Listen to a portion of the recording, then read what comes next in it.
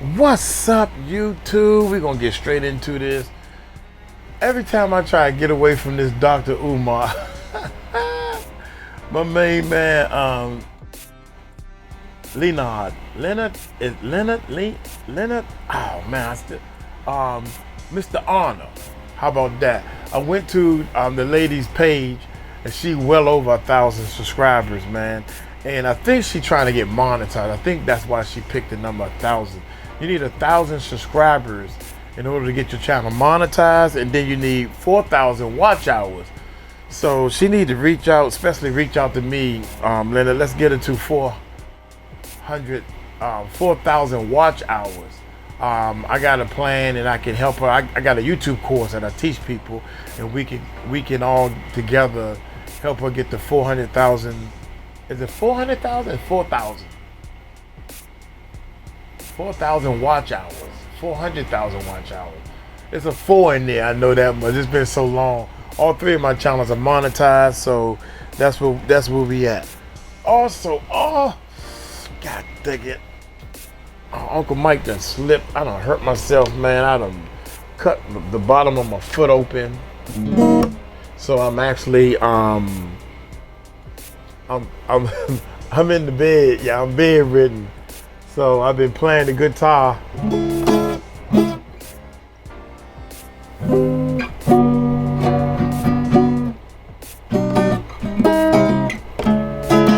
You know, trying to learn, trying to practice and everything. But anyway, check this out. This was real important to me, man. Mr. Umar, are you qualified for real to be called a doctor? Dr. Umar, where are you getting this doctor behind your name? That's what I've been researching. Are you really a doctor? Where did you go to school, or whatever the case may be? And this sums up the answer for all that the long way. So they turned it into a YouTube video. But I think I didn't watch it the whole thing because, man, his live streams be so long. But long story short, let's check him out, man. Right, welcome everyone. Thank you so much for taking the time to tune on in. We have a very special guest here in the building to talk about Umar Johnson's dissertation. Let's see what the answer is. A document that has been very difficult to find. A lot of people have been looking for it for many years. And to the best of my knowledge, this is the first time that we've had someone not only acquire it, but then present it here in video format during a live stream. And Brother Jason, his previous YouTube page, most of us, we know him by the Dear Woke Christian. Now it's JWhit, the JWhit Podcast. Okay. He's here to break all of this down. Without any further ado, let's bring the brother on. Welcome, brother. Thank you so much for taking the time to spend with us here today. Grace and peace, friend. It's been a blessing to hang out with you. Oh, wait. I got to get my proper greeting. All right, so piece of scam Africanism in honor of Umar Johnson. Piece of scam. Okay, he muted it. I think it says I think that's an easy Africanism. I don't know why my kids had this. I thought it was funny, but man, thank you so much for having me, man. I was pleasantly surprised when I sent you that email and you said, no, I've never seen that document. I said, oh man, it's off to the races then. But thank you so much for having me, man, for sure. Yeah, my pleasure. And thank you for the work that you've been doing on Umar and other topics too. And when you sent it to me, I was kind of surprised because normally when people come up on that type of information, they want to keep it for themselves. But well, first of all, I've found information that I thought was new to me, and come to reach out with somebody and say, hey, have you seen XYZ? Oh yeah, I talked about that 2 years ago. Or, oh yeah, man, that's old news. I'm like, dang. Thought I was doing something new. But this one right here, because so many people have been asking about Umar's actual credentials. Mm-hmm. There you go. And I was like, we got to find this. We got to. Come on, man. We've got to put the collective minds of the interweb together and figure this out. So I went down the rabbit trail, and lo and behold, there was a pot of gold at the end of the rainbow. Okay. How did you come about this? What was the process for you? Okay. Absolutely. Great question. So today's Thursday. I think it was Saturday. I believe it was your show. And I was like, where did Umar go to school? I said, because we're watching the train wreck of what's the FDMG. I said, man, how crazy would it be if he was not actually a doctor? And so I went down the rabbit trail, the most dead end trails that people did.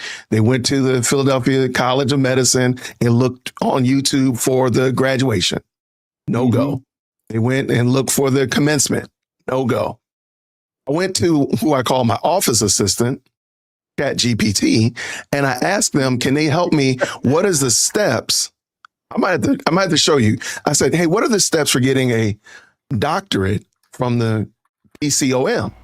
And he explained to me. I said, he got the same person that helped him with his office tasks that I got. ChatGPT, baby.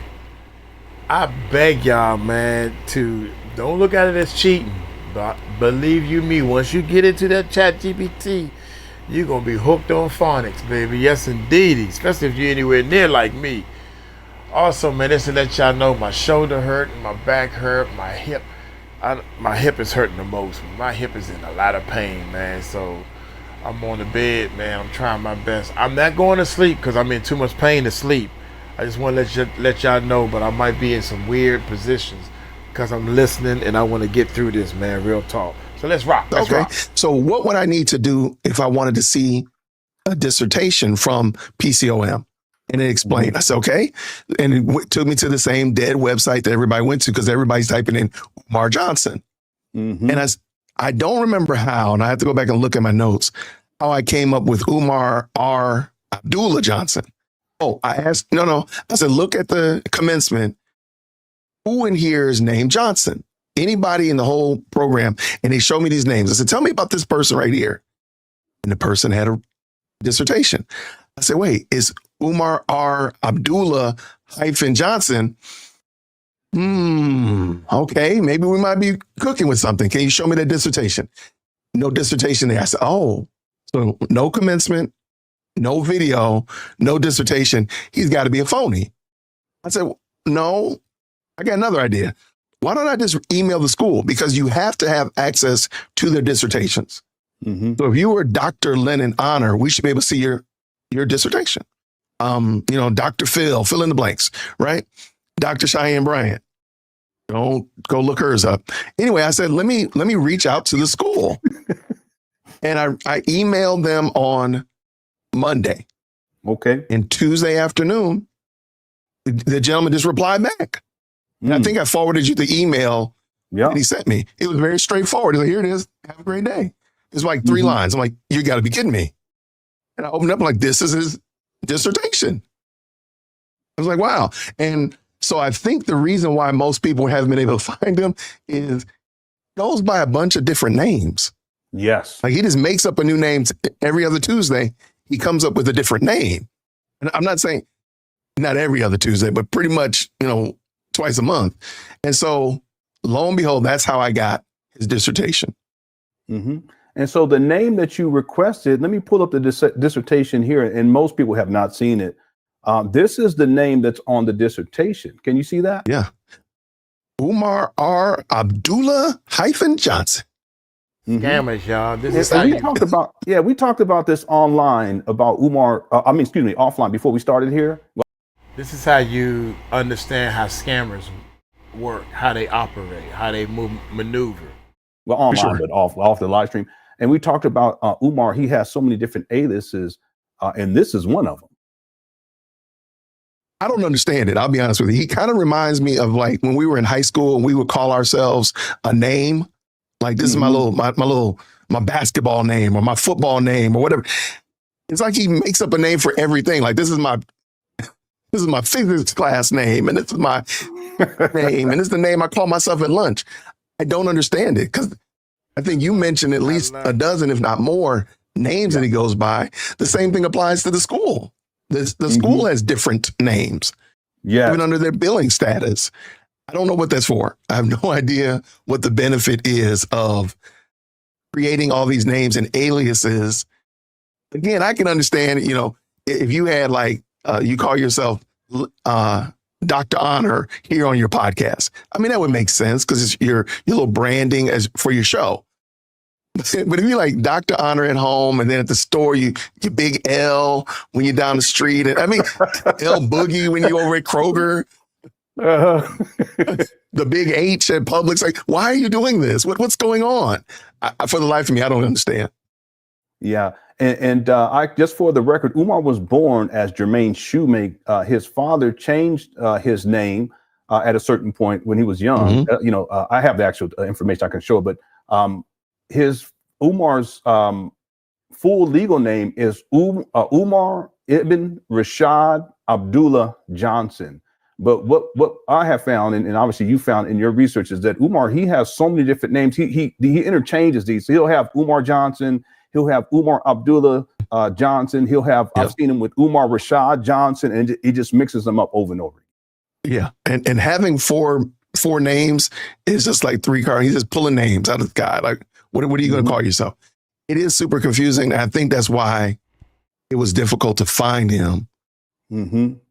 Still haven't seen the commencement video, but I do believe he was in the commencement program. And of course, this is how we ended up finding his dissertation. So, okay, well, let's get into the dissertation.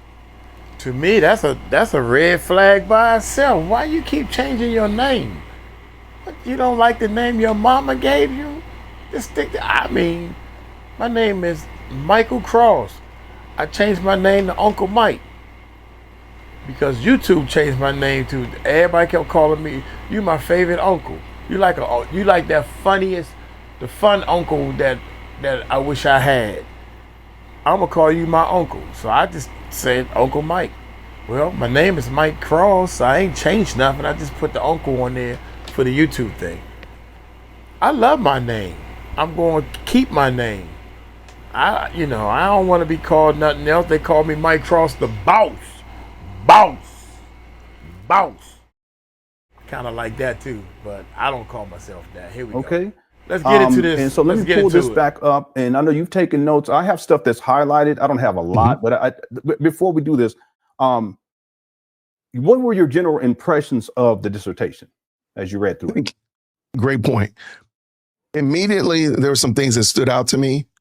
Again, it's scholarly in its writing, which I did not expect it to be.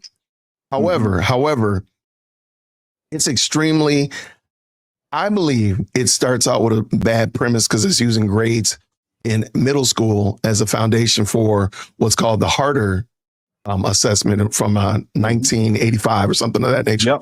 Yep. That's what he's using to drive his discussion. And I'm not a big proponent of the way I feel about myself is a good measure for the way the world should be. And I feel like that's really the foundation of this argument. And if you kind of listen to Jermaine and Umar, whatever you want to call him this week, you kind of notice that, like, I need to feel a certain way, not the world is a certain way. I must deal with the world in the way that it is versus I must create some world that makes me feel a certain way. AKA my Philadelphia Africans, my Atlanta Africans, not that, but rather I need to deal with the world as it actually is, not try to create a world that caters to the way I feel about myself.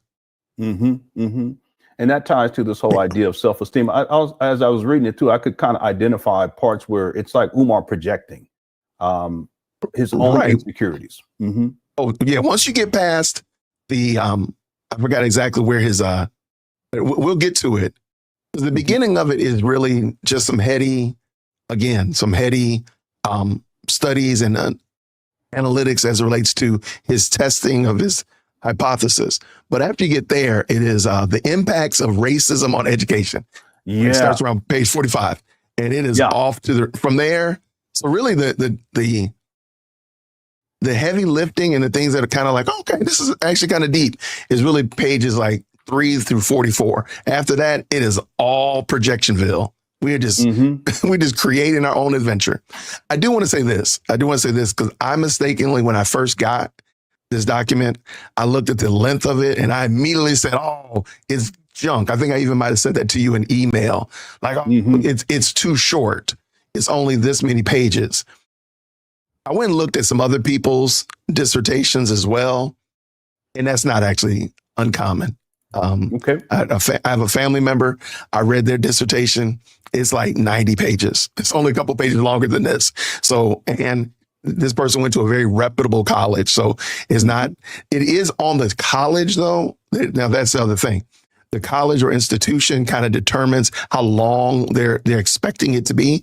So if they're fine with an 82-page dissertation and it meets all of their standards and checks all their boxes for providing a good research and study, it's 85 pages. If, JWhit University wants you to have a 200-page and you got to have this many citations and so on and so forth, you better have a 200-page if you want a doctorate from JWhit University. So I do want to, correct that because I was kind of harsh. I think in my opening when I emailed you, I was kind of harsh. Like, oh, this is garbage. No, it's not. Okay. And so that just goes to show you all that Brother Jay, he's fair. I try to be fair. Absolutely. Yeah. Okay. All right. So let's get into it. I'm trying to pull up something else too, because when we were talking about Umar's name and all the different aliases on his degrees, the 3 degrees that he's actually shown over the years, he has 3 different names on the degrees. Yes. So if I find it, I'll pull it up during this live stream. I'm actually looking through my notes right now. I have the the graduation verification form, and I think that might have also been another indicator of how I got his how I got to the degree. Yeah, because his name is on there, and I don't see it right here, but I will find it before the night's over with. Okay. I'll keep looking too on my end as we go through this. Okay. So without any further ado, let's go ahead and start getting into this dissertation. I'll pull it up here. Again, this is PCOM. That's the college that Umar went to. He picked up a master's degree there as well. And the title of this is Philadelphia College of Osteopathic Medicine, Department of Psychology. Here's the title of his dissertation: The Relationship Between Self-Concept and Academic Achievement in African-American Middle School Students, a Correlational Study. And then there's his name, at least the name he's using here, by Umar R. Abdullah Johnson, submitted in partial fulfillment of the requirements for the degree of Doctor of Psychology. And then notice the date there, June 2012. I love it. Is there anything here that you want to point out in your notes? No, all I wanted to, and I had already talked about it, was his name, and just the use of many names. Yeah, I want to talk about, when you go to the next page, looks at his dedications. He shouts out his mom. He shouts out his stepfather. And I think that's good. He did a great job of calling it out. So you see that his mom's name is Barbara Shoemake. And of course, we know him as Jermaine Shoemake. I thought that was cool. They at least pulled him out. He mentions a lot of people as it relates to like Sabrina Tate and Tamara Thomas Smith and Kimberly Mitchell for their support in this process. Lots of things to King, Dr. Leofus Shakespeare King. I tried to look that person up. I couldn't find it. These are all of his professors related to his doctorate program. So I thought he was pretty fair, giving credit to them and acknowledging them, giving them flowers, if you will. So, shout out to that. The abstract, if you're familiar with this, and this is where, and me and you kind of talked about this, this is where it kind of gets interesting, because throughout this whole document, there are a lot of references. There's a lot of, as you see these little brackets, Coakley, 2003, then there's another one, so on and so forth. There's a lot of them, but he really doesn't use a lot. He makes a lot of references, but there's not a lot of references. And what I mean by that is he uses Coakley a lot. He uses another gentleman, Kufu, a lot. But the other ones, he might use 1 or 2 others, but there's not a ton of references in here. He just quotes the same people over and over and over again. And you kind of mentioned it, that it didn't look like a lot of independent thought. And I do think that's fair to pick at and say, yeah, there's not a lot of independent thinking as relates to what do I believe about this, or what are my thoughts about this. It's more like, what is Lennon's thoughts on this? What is the JWhit's podcast feelings about this, versus this is where I come from on that. Yeah, and just to piggyback on that, I was quite surprised because Umar's so opinionated these days. After reading this, I didn't walk away with the sense. Let me say this first. I'm fair with Umar. I was not impressed with this at all. And the thing, when I walked away from it, I didn't feel as if I had learned anything and that Umar had presented any information that I was like, wait a minute, Umar really knows what he's talking about from an independent thinker. I just didn't get that. I didn't get that at all. Yeah. And because I don't want to just like say, oh, don't even worry about the study aspect of it, Honor. We can jump right on over to page 44. You're right. Because I think without reading through the whole thing, because it does get a little bit eye blurring, it to your point, this is not really, you're not learning something new. Let me give you an example. One of my daughter's friends is a 17-year-old boy, and he really is passionate about Rome. Like, why a little black boy is passionate about Rome, I don't understand. He wrote this book. And I told my daughter, because I read a book a week, and I said, you know what? I'm going to pick up Chuka's book. He's like, Dad, you really want to read that? I said, sure. Let me tell you, by the third page, this gentleman has me fully convinced that he is passionate about Rome. I ain't stopped learning something since I picked this book up. There's so much. And again, I'm not passionate about Rome. I'm not going to be running around here in a toga next week or anything of that nature. But I'm like, this kid is passionate about this. If this was and fun fact, it's like 90 pages. So it's going to be his dissertation. But my point again is he's passionate about it. You would not read this book, Lennon, and say, I didn't learn nothing. You'd be like, Jason, bro, my brain's about to explode. I'm learning a whole lot about how about the system of rule in ancient Rome. I didn't know I was actually interested in it. And my daughter's like, Dad, what do you think about it? He wants to know what you think about it. I said, it's not my jam, but I'm going to finish it.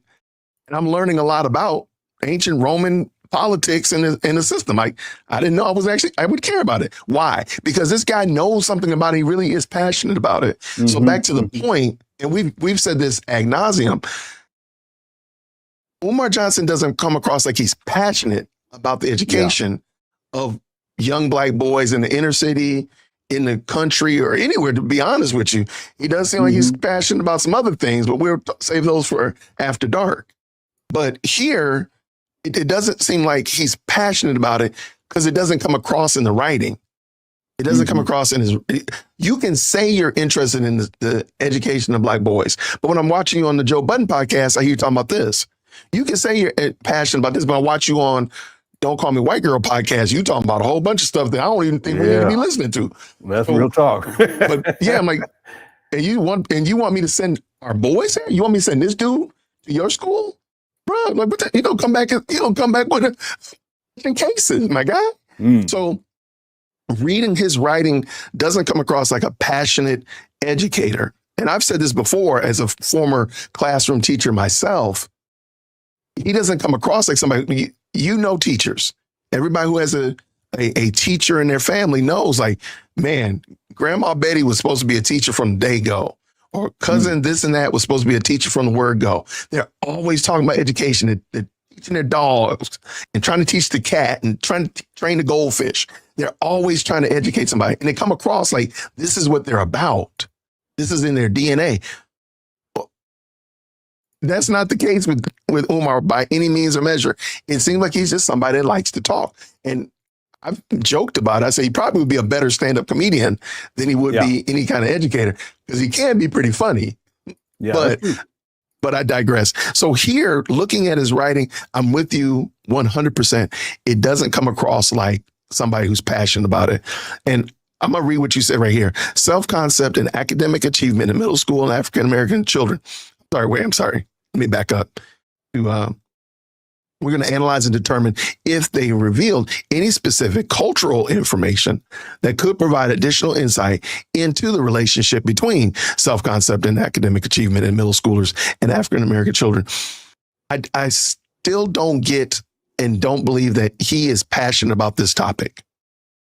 And I know that sounds bad and, somebody going to get into feelings about it, but Show me where Umar comes across like he's really about this. And I think we would know this because he never did anything related to that school, like a after school program, Saturday enrichment, book readings, or anything like that. He's busy jet setting around the country and the world, but never anything there at that school that would denote, I'm passionate about teaching these kids math. I'm passionate about teaching them this, that, and the third. But there we go. Or that he's concerned about self-esteem or self-concept of African-American or Black. I'm using these terms now because that's something I point out in the dissertation. He's all over the place with that too, but he doesn't strike me as someone who's really concerned about what he's actually writing about in his dissertation. Did you notice that he doesn't hyphenate? And I don't really care. I'm really no way about it. But did you notice he doesn't hyphenate African-American, but he does hyphenate any other people group? I didn't even notice that, but I see it here. Yeah, I see it right here. So African American is not, but later on when he mentions other groups, they're hyphenated. European. Yeah, okay. Yeah. I'll look out for that. I didn't even notice. Real quick, just a point of clarification. Barbara Shoemake, that's Umar's mother, and Jamal Abdullah Johnson, that's Umar Johnson's father. So just want to make that clear that when he did acknowledge them, since that time, there's been all types of things that have come out, but then also he's had a falling out with his father as well. So it's gone left really, really bad. Yeah. Okay. So let's move on here. Here's the table of contents. We won't read through that. We'll just scroll down to where we get into the meat and potatoes. And if any pages, if I don't have it highlighted, you have something you want to bring up, go ahead and do so. I did acknowledge in chapter 1, the introduction, this is a statement of the problem. I highlighted, they have been trying to determine why these students begin to do poorly in the middle grades. And he's quoting Coakley, but I just want to point out that just in terms of writing, this is mediocre. This is mediocre. They have been trying. It's not scholarly written at all. I'm sure an academic, which I'm not, would say this is definitely written lowly. Is written, and I do fault. I will say then I fault whoever mentored him or whoever read over his research, because they should have asked or required that his writing be elevated. So I'm gonna give that. I'm gonna put that on his mentors, on his and such of that nature, because they should have been coaching him on that. And just for context, so introduction, statement of the problem: the poor performance of African Americans, not hyphenated. Good point. African American middle school students, which is hyphenated, has been of premium interest to psychologists, educators, and other social scientists for decades. They have been trying. Oh my goodness, they have been trying to determine why these students begin to do poorly in the middle grades, and he's quoting Coakley there. Referencing Coakley, in an effort to prevent subsequent truancy and dropping out at the high school level. And then I highlighted Kunjufu because a lot of Umar, and I've talked about this, a lot of Umar's early work was plagiarized from Kunjufu. And Kunjufu passed away recently. Kunjufu, so rest in peace. He recently wrote, wrote a book, Kunjufu, called The Conspiracy to Destroy Black Boys. Umar took a lot of, he had, I think it was 3 books in that series.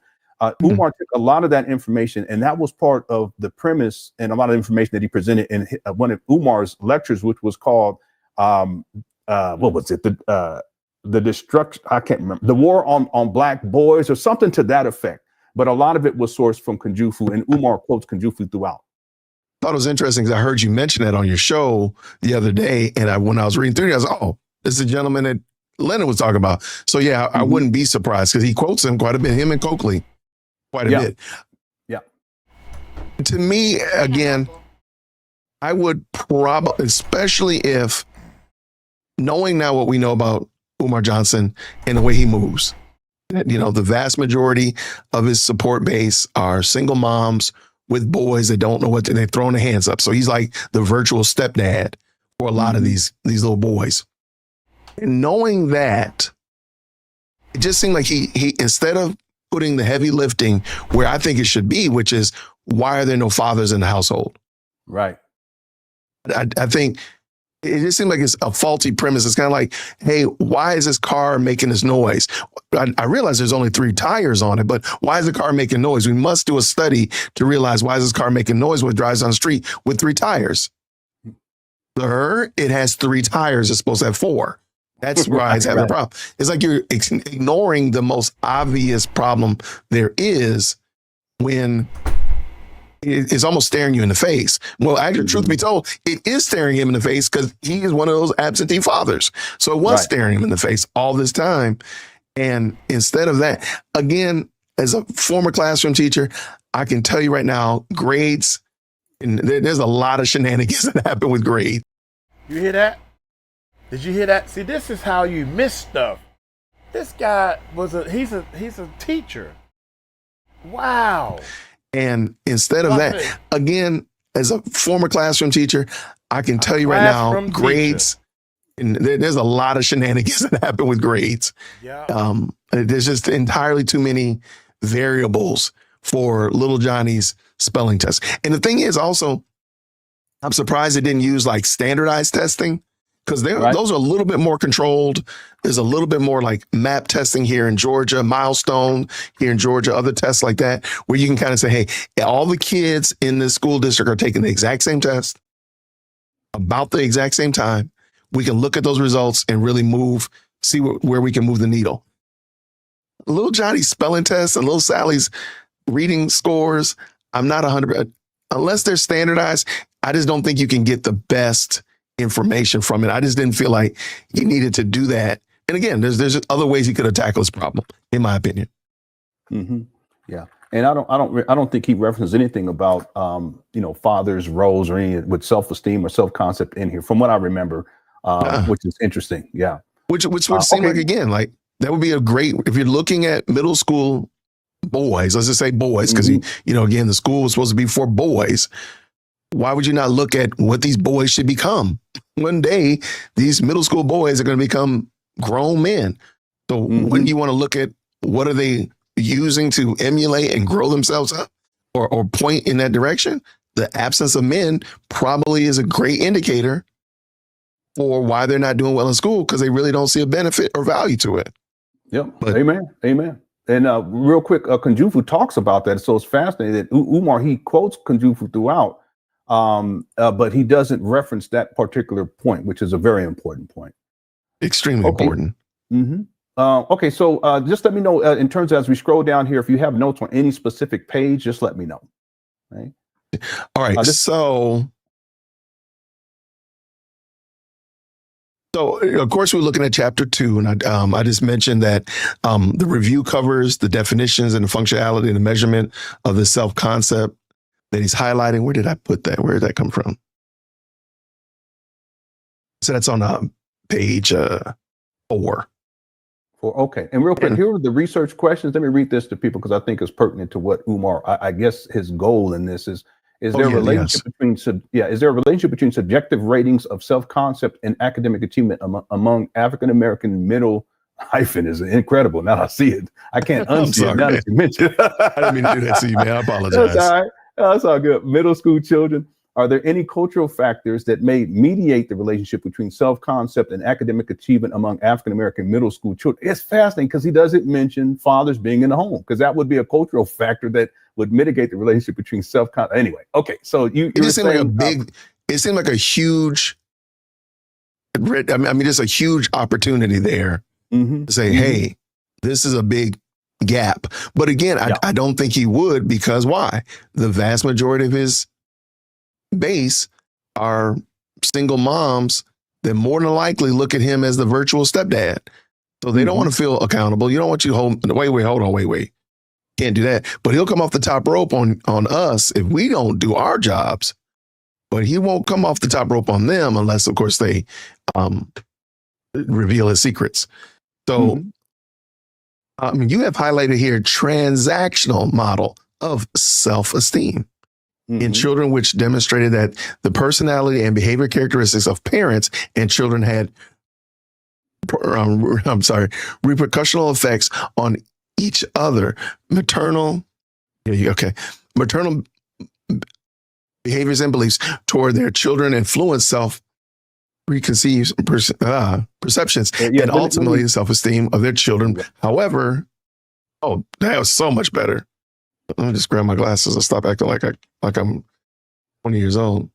However, consistent with the theory of TMS, the development of self-esteem is complex, consisting of numerous directional processes and influence of development of self-esteem in children as it relates to the parent-child relationship.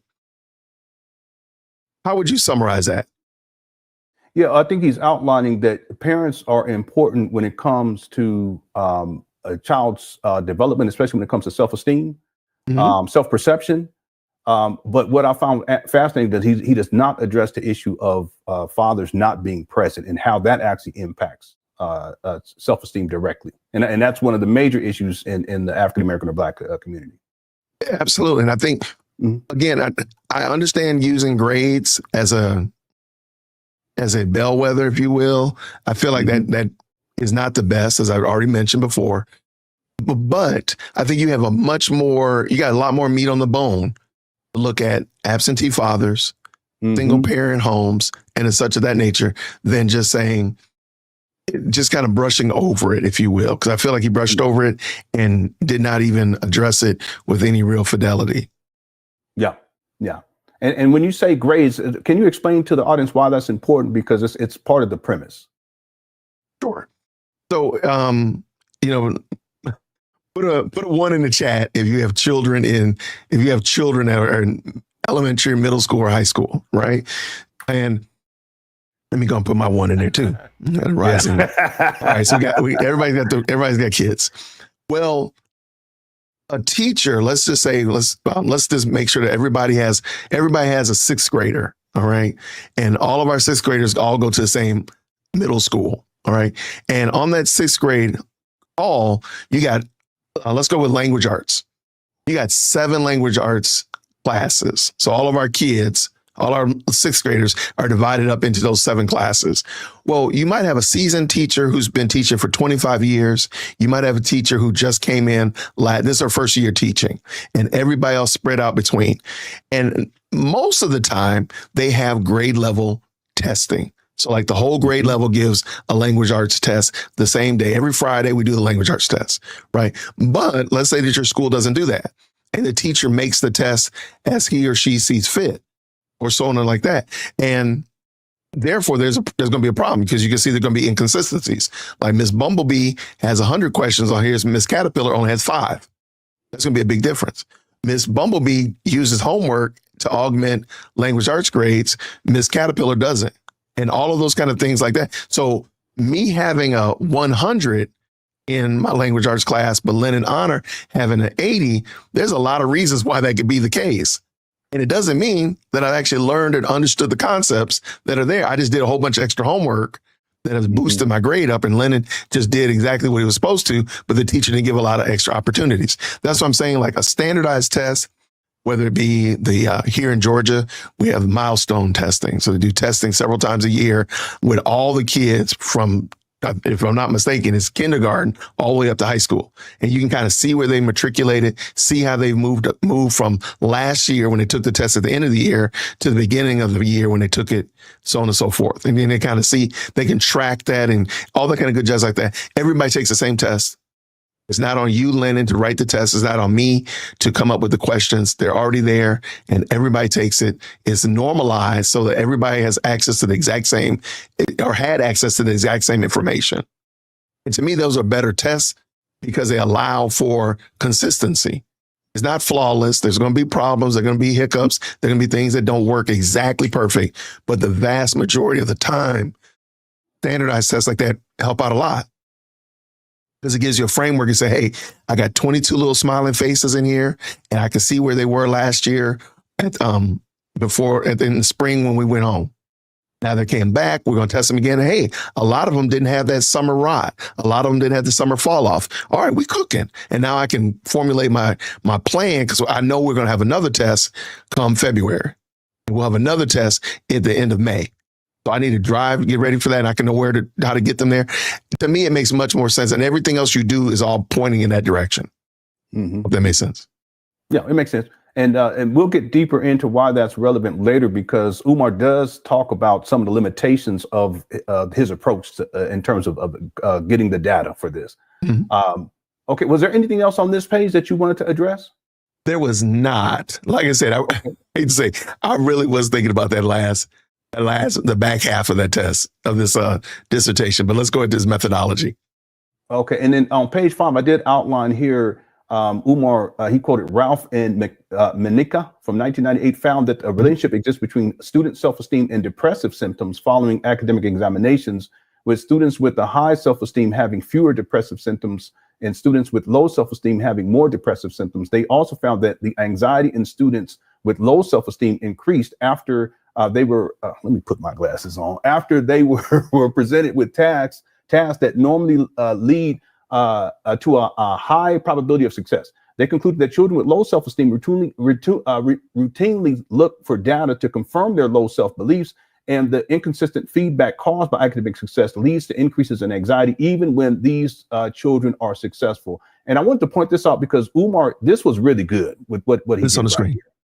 Yeah, this right here, and it ties to him at this point. He's pursuing his PsyD. It ties to his efforts to become professional. Well, he was already, because he, in essence, he had a master's in psychology, but this is the next level for this. For him to outline this, I think this was really good because it ties to a lot of what would be important for a psychologist or for a school psychologist who's working in the school system, dealing with issues of self-esteem, depressive symptoms, et cetera, et cetera. So I want to give him credit for that. Really, really good.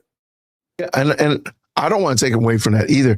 I just don't see it played out we see it here when he wrote this, but I don't see it played out in anything that he was doing. Sure, you can stand on the stage and rant for several hours and talk about this, that, and the third, or you can go on a podcast or you can go on, but I never see you actually working with children to apply this information, even self-actualizing, teaching kids how to grow a garden or cut grass or anything like that. Nothing working with children to apply and see if this stuff actually works, help build their self-esteem because they can see that they've done something useful and meaningful that benefits the whole community, maybe benefits FDMG. This will be a school one day and I'm helping him out. Anything of that nature, I don't see him doing that. It's always adults. It's always single moms, simp dads, but I don't see him working with children to help them. Oh my goodness. Yeah, you're right. You're right about that. I think that's the dichotomy with Umar. You have Umar who pretends to be something that he's really not, because he's still telling people in 2025 that he's a school psychologist. He hasn't worked in the field since 2011. He doesn't have, he's not even, he holds no professional certifications at this time, including to be a school psychologist. So you have that Umar, how he really represents himself to the public, and it's just all talk. But then you also have Umar as who he really is as a person. And even these types of issues of self-esteem, anxiety, well, his daughter has come out and spoken about these types of issues too, but he's nowhere to be found to try to help her out. It's total contradiction. Absolutely. And, and we could talk for 2 days about the relationship he has with his daughter. I'm like, my guy, I don't fully understand. And, by God's grace, I don't have a dysfunctional relationship with my kids and my wife, and I don't have any other kids outside my home. So I don't understand fully what it's like to be in a situation where you see your child is clearly hurting, clearly wanting your engagement, but you are over here jet setting to South Africa, or you busy running around talking about whatever in the Caribbean and that and the third, and you're watching her crash out on camera. And you know where she is, you have access to her, you've talked to her. Why are you not making that your priority? Because please understand, this shows what you would do. If you're the most requested school psychologist on the planet and in the multiverse and everybody's looking for you, why is it that you're not applying it at I guess one of the more close relationships that you have? He's been more gracious to the woman that came up and rolled up on him and said that she drives kids around. He was more gracious to her than he was to his own daughter. But you want us to send our boys to your school? Okay. All right. Let me tell you what's not going to happen. That's real talk. It's not going to happen. Yeah. No way. Yeah. And by the way, I just want to point something else out because we were talking about anxiety. Oftentimes, it could be the case that anxiety leads to depression and that depression leads to suicidality. If you don't mind, I want to pull up a video because it just came to mind. We weren't planning on pulling up videos. I just want to use this as an example. So this is an example. Again, Umar wrote this dissertation. This was from 2012. Here we are in 2021. This would be November 18th, 2021. And I'm going to pull up the video. We're going to go to the 1 hour and 13-minute mark, almost 14-minute mark. I want people to hear what Umar says right here, because it just goes to show you a total departure from what he was writing about in his dissertation, and also total departure from what he used to talk about, because he used to talk more about these issues that we find inside his dissertation, a lot of it rooted in quantum jufu. Now he spends more time talking very reckless on topics that have nothing to do with any of this stuff. So let me pull this up. Here we go. You not interview, give it back. There's no way a psychologist can make a qualitative determination of a disability or mental illness. And I never spoke to the parent. You want to know why? Because only you know if that child was born full term. Only you know if that child ever been hospitalized. Only you. Hold on, I got to go back just a little bit. It is right. And that is important for our children. African history, respecting your parents, planning your future, dealing with emotions and anxiety as a young person, which is very important because in case you don't know, suicide for all black people is up. And for teenage black girls, it is through the roof. And I want all of y'all to know right now, do not play around with children when they say they want to kill themselves. I do not play. Let a child in my presence say they want to kill themselves. You're going to the psychiatric emergency response center, and I know you're going to sit there all night before somebody see you. That's exactly where I'm going to take your ass, so you can sit there all night and know next time don't open your mouth and say you want to hurt yourself unless you mean it. Okay, I got it. That's mad reckless. But you know what? He does that quite a bit. Just this past weekend when he was in New Jersey, talking about the 12 bad boys. And remember that? Talking about you're going to lock them in. Again, he talks mad reckless. And I don't see, I can't imagine an MLK talking like this on a hot mic. Maybe he did in the quiet, around the poker table. Maybe he did. I don't know. But I just can't imagine him on a hot mic talking this reckless. Or again, like, you want people to trust you, and you say stuff like, don't tell me you're going to self-harm yourself unless you're going to do it. Third, they're going to do it, and they're not going to tell you. Right. Like, so you're creating more problems than solve, and you're just super reckless. But yeah. And then of course, it ties to what's going on with his daughter now. This mentality that he has. It's just unbecoming, especially as a father. It's just, and then even as a psychologist, but as a father, it's just unbecoming. Yeah. I'm pretty sure fellow psychologists would probably not handle that the exact same way, and probably would say that, what he said is not appropriate, right, or positioned correctly. So I'm with you 100%. All right, where are we going next? Let's see. All right, here we go. Today? Okay. All right. Yeah, a lot of the stuff in the middle. Okay, this right here, effects of setting on self-concept. Cole 1991 found that peer and teacher evaluations of fourth grade student academic competence were predictive of changes in student academic self-concept over the course of the school year. I just want to point out the limitations. There are limitations to this too, but Umar, he does take the time to outline those at the end of this, and I just want to give him credit for that as well. I can rock with that. What page you on? 20? What page you on? This is on page 12. Okay, I'm back up some. Okay. All right. No, I'm just looking, make sure I didn't have any notes that I wanted to point out. No. And again, like I said, I really wanted to jump on because I think it's a misnomer that, and feel free to jump on me in the chat, dearwokec@gmail.com, email management. To tell a child. Hey, also give your new YouTube screen name there too while you're at it. Yeah, absolutely, man. The JWhit Podcast. All right. And I think it's you want me a piece of scam Africanism? You want my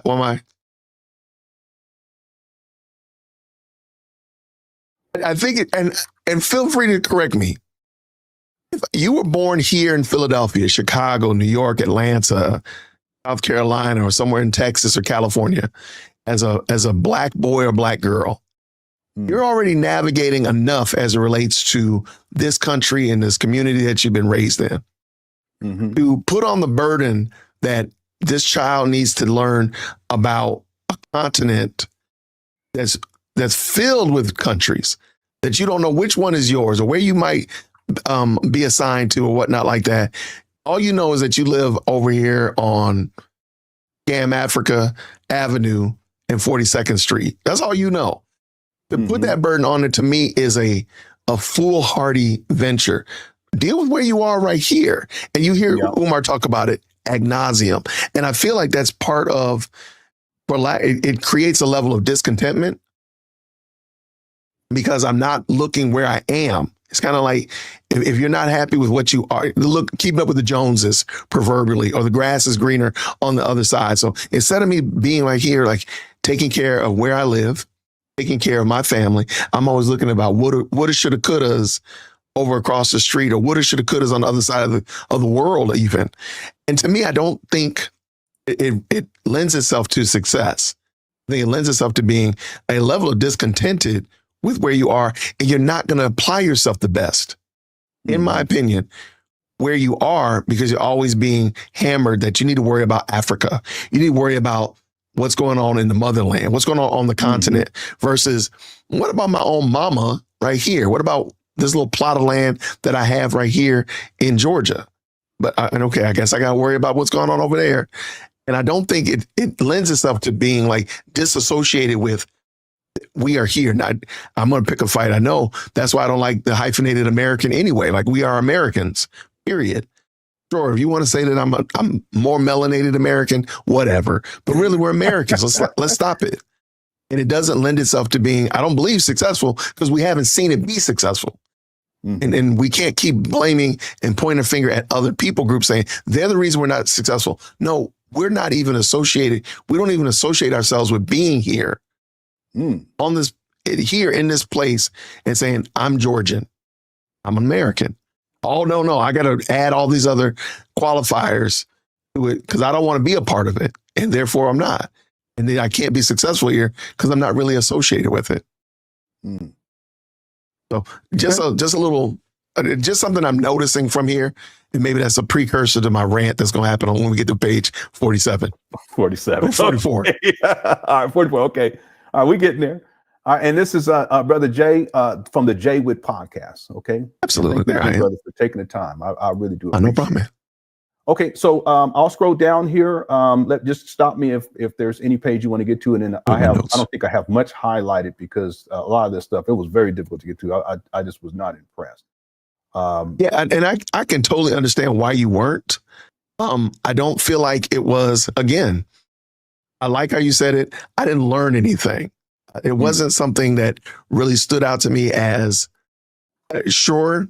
It's written in a format. It's checked all the boxes as a doctorate. So I'm not going to argue with that. I'm not going to dunk on the advisors that helped lead him in this. All I'm saying is I don't think it ultimately lends itself to being a successful package that ultimately will make these students better. And let's just be honest, it didn't motivate Umar to make these changes that would have been quote unquote FDMG or whatnot, because it didn't happen.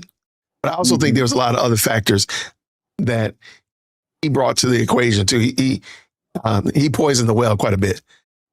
His own stuff. I see you got page 44 highlighted. I see. Let me go scroll down there real quick. All right. Okay. Let's get into this. Okay. Let me give the caveat. The reason I'm bringing this up is because the first 40 pages of this were that scholarly writing, talking about testing and such of that nature. But here, if you just on page 44, that's when he starts talking about the impacts of education, impacts on education, and race on education, and all these other aspects on education. And to me, this is where we really see Umar shine. This is where we see Umar's Umar comes out right here. That's right. Now, I hate to say it. I can't think of another way to say it. Yeah, before you get into this, I just want people to know we did not compare notes. So when Brother Jay said, when we get to this page, but you see, I already had it ready for you. So let's go. Let's get into this. Yeah.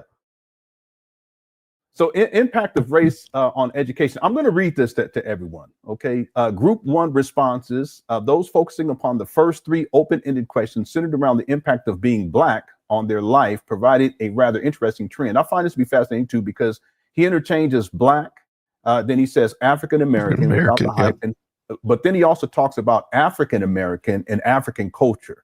So this is kind of tying to some of the stuff we were saying earlier. Okay, so let me read this and then go and make your point. These okay? problems, yeah. So being Black on their life provided a rather interesting trend. Based upon their own open-ended responses, children apparently can be affected by race in school, but not out of school, and vice versa. For example, some children responded that being Black affected them in school positively or negatively, but that it did not affect them out of school.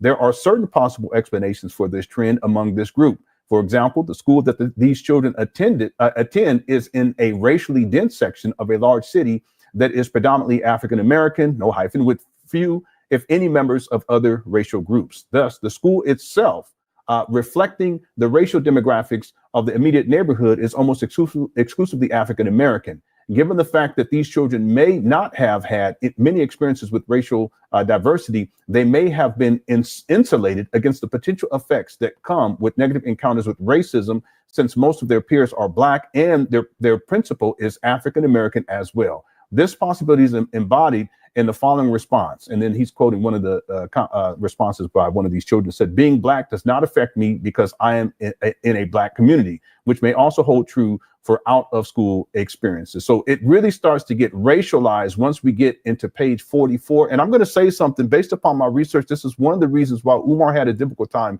passing this dissertation. In fact, let me say one other thing. A lot of people don't know. Umar actually was kicked out of PCOM. They kicked him out. And I can actually pull up the video to show you guys. That's why he came out a different name. Yeah. Well, who knows? I'm just kidding. I don't know that. I'm just cracking a joke. Yeah. But he was kicked out and then he was reinstated. But a lot of the issues in terms of what he was presenting as a candidate, a doctoral candidate, to get this ID, was that he started to racialize things, and it was kind of beyond the scope. And this is where we see this transition on page 44. You know, everything else is robust. You see scholarly writing to a degree. Also got to mention, I enjoyed, I didn't highlight it. I enjoyed the statistical breakdowns. I like to see numbers and figures. I've always been into that kind of stuff. So he did a fantastic job with that. But once we get to page 44, it really starts to go on this excursion that's totally unexpected. Well, yeah. What are your thoughts? No. I don't agree with calling everything race. There's a cultural issue that he seems to completely just ignore. Like, we have cultural differences. I live here in Georgia. Somebody who lives in New York, somebody who lives in California, good gracious, somebody lives on the other side of the planet. They could be in a community that's highly melanated, Black community, and every one of us has a different experience.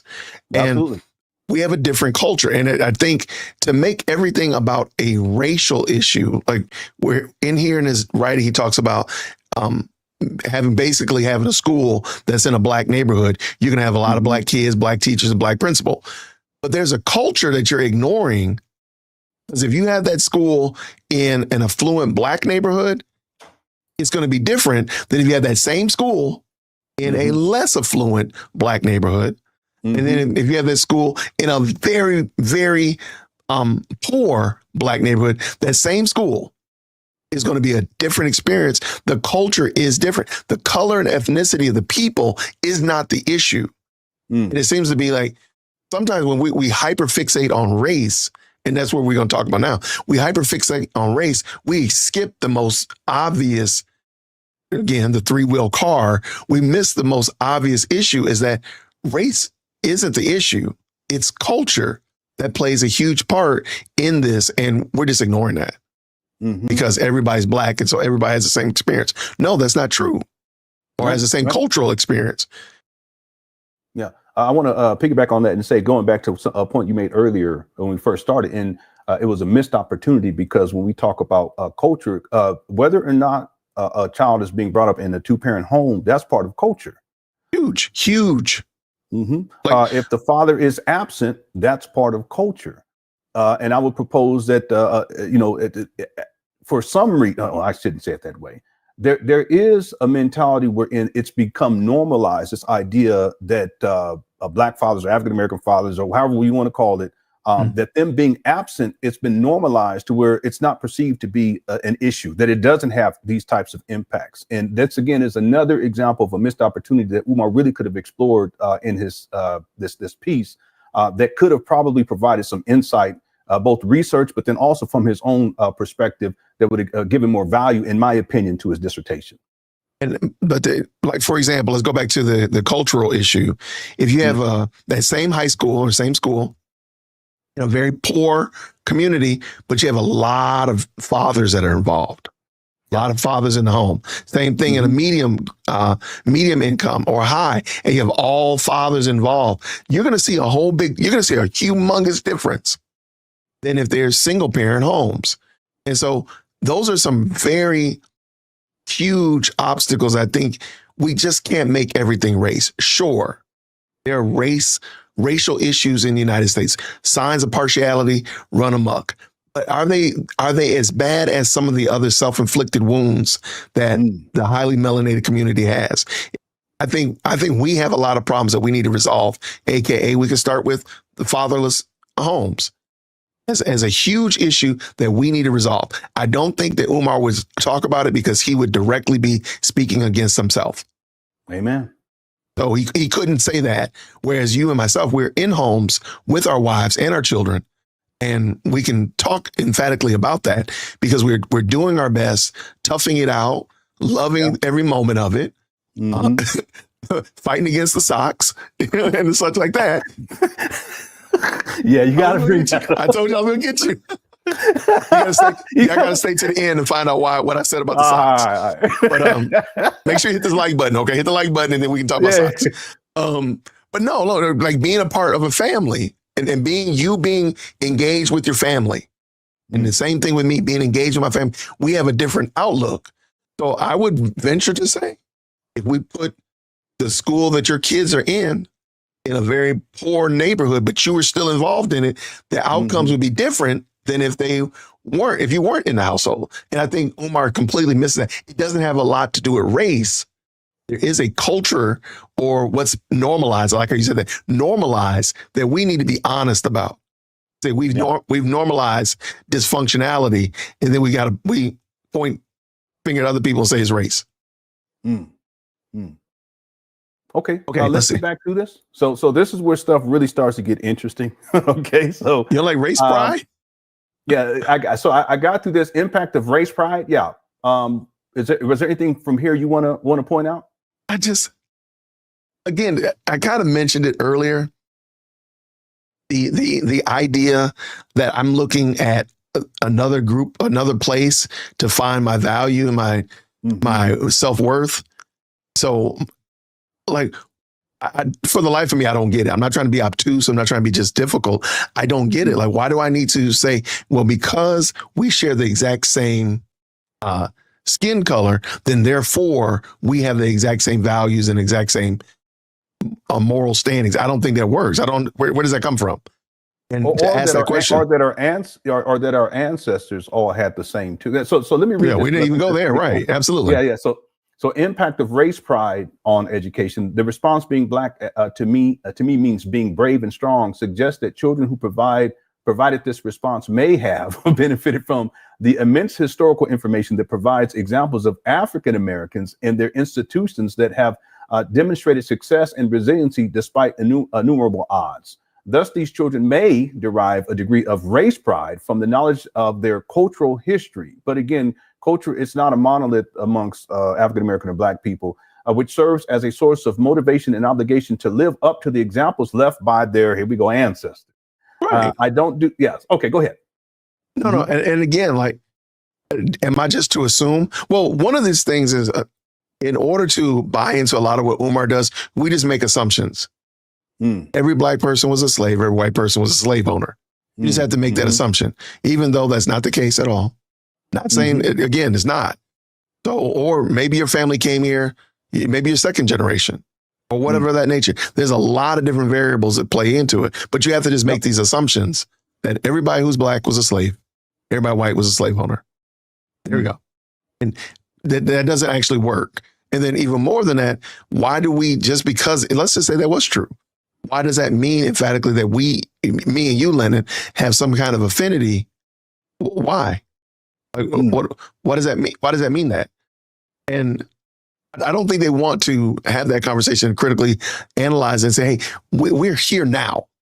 Again, we're here right now in 2025. Let's do it where we are now, because I don't really fully know where we came from. I don't fully know. And that doesn't change the fact that right now we got to work together. Yeah. We got to grow together, and we're going to raise our family. We got kids to raise, and we got stuff to do. So looking back in the back mirror doesn't necessarily guarantee that I'm going to be successful. And I don't see why that is a hard road to hoe or obstacle to overcome. Like, we don't have to do that. But as we see later on, that's kind of where he ends up landing. Mm-hmm. And so impact of racism on education. I want to point out, notice how Umar says African Americans. He uses black, but then he starts to infuse European American, as if that's a monolith too.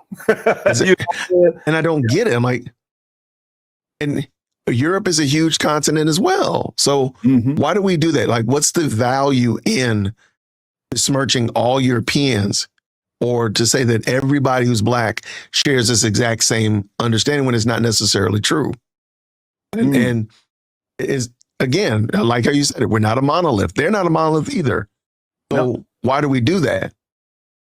And we just do it wholesale. It seems like they're just having a lot of fun doing it. Like, just stop it. Okay.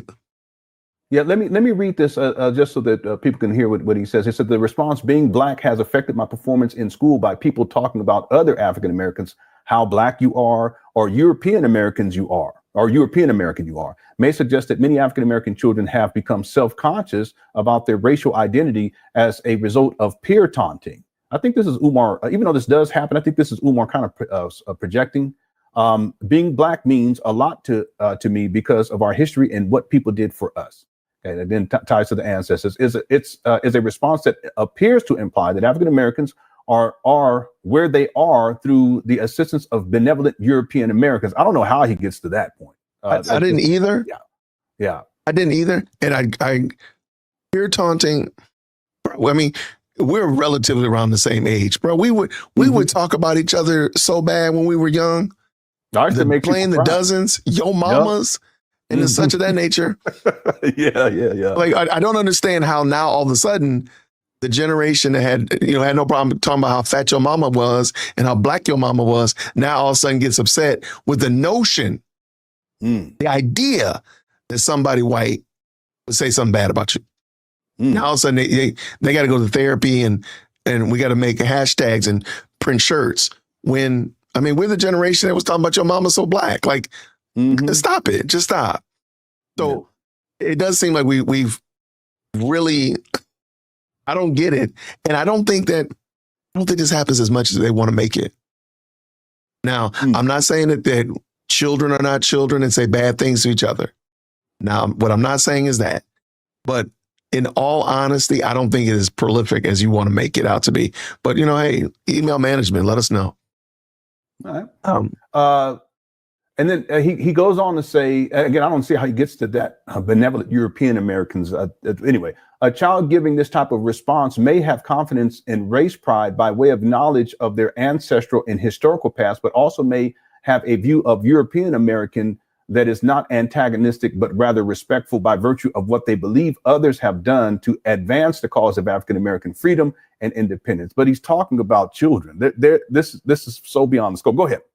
But or this is just a crazy thought, or they just treat people like people and just say, you know what, Brother Lennon, let me come on his show. I appreciate it, man. It was very kind of him. I don't need to worry about whether or not, Jim Bob helped you pump your gas and the white man did this to help. No, like Lennon helped her brother out. Like he let me on the show, sit over here and rant and tell my bad jokes. Man, bless that brother, man. That was really cool. He didn't have to do that. We don't have to make it more than that, though. That's my thing. Like, and now, if I can replace Lennon with Tommy or Sally. Tommy or Sally did something nice. They helped me out today. That's cool. Shout out. I tell a joke all the time on my channel. Exactly. Across the street. Matter of fact, I'll tell a joke the first time. A couple of days ago, a white man oppressed me and my daughter. He oppressed us.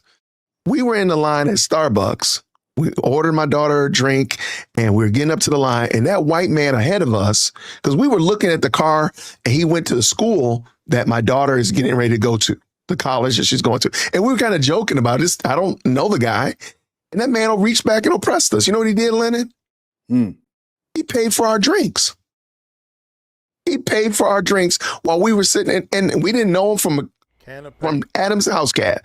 But you know what? He stole from me the opportunity to get my double stars, man. You know, Starbucks was giving double stars that day, and I did not get my double star. He oppressed me, man. He oppressed me. Doesn't that sound silly to be sitting there ranting about something ignorant like that when somebody just did something nice? So I ended up buying the people behind me buy their drink. I guess I was like, hey, I guess I'll just buy somebody's drink. So, but it was just a white guy just doing something nice. Happened to me plenty of times. And I did the same thing, man. I'm over here fighting tears. I keep saying I ain't gonna cry on this. I'm not crying on the channel no more. So you are sitting over here, you wasted your time trying to make me cry. But see what had happened was somebody came and I felt so blessed because I'm making a good living off of doing what I love to do, which is music, YouTube, studio work. So all day long, like this whole hour, I should have stopped it at right here. This whole hour podcast, I enjoyed it. And the person blessed me. And I'm like, I wish somebody else that needed the blessing was in front of me, because I don't need you to pay for my McDonald's or wherever I was at. So what I did was I paid for the next two people behind me thing. A poor man was just walking. We waiting to get on the bus. Now there's some real poor people in the Philippines. And I blessed the guy. I was great blessing with 1,000 pesos, which is like a $20 bill. It's more like a $17 bill, right? And I was great blessing with a 1,000. And they looking at, no, that's too much. That's too much to give a poor person, right? If you give him 100 pesos, he happy. That's too much to give him. So what I did was, it's okay, because I want to bless more people. I said, I tell you what, I take this 1,000 peso and I go get change, because I'm giving him 500 pesos, because I know he don't get that often. So I gave him 500 pesos, and I still got the other 500 pesos to bless somebody else. Speaking of blessings, I gotta go outside and get ready to bless somebody anyway, because something that happened inside the family where the family is paying for something, and somebody is falling shorter than a midget on his knees. Uncle Mike to the rescue. Uncle Mike to the rescue. So I thank y'all, man. I thank everybody who watched these videos. Shout out to all my enders. Just for you watching the video allows me to help bless some people that are unfortunate than us. That's why I'm here. Point blank. I don't care if you black, white, Dr. Umar Ufafa, or any of that type of stuff. I'm trying to still get my head around all this. If you got a heartbeat and you in need, I want to help. I just want to help, man. I just want to help as many people as I can. I don't care what color you are. I don't care if you greed. I don't care if you lying. That's your problem if you lying. Shoot. So I'm going to cut it right here, man. Thank y'all so much for watching the channel. Everybody that's hearing my voice right now, you are a ender. Shout out to you. Let me know in the comments if I'm an ender, Uncle Mike. I love to see that. Y'all take it light, take it slow. Tell them Uncle Mike told you so. Peace out.